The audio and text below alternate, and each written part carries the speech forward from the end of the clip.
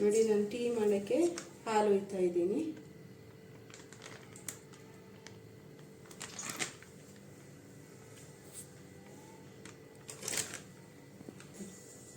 ನೋಡಿ, 1 spoon tea ಪುಡಿ ಹಾಕ್ತಾ ಇದ್ದೀನಿ.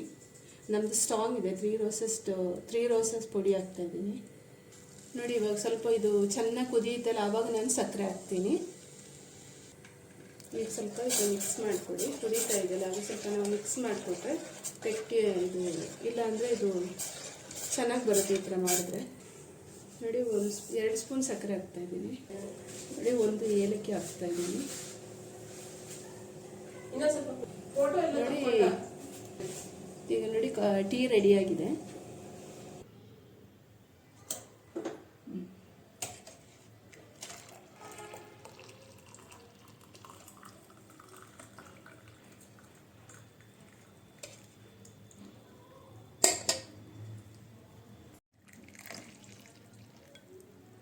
ಆಮೇಲೆ ನಾವು ಇದು ಮಾಡ್ಕೋಬೋದು.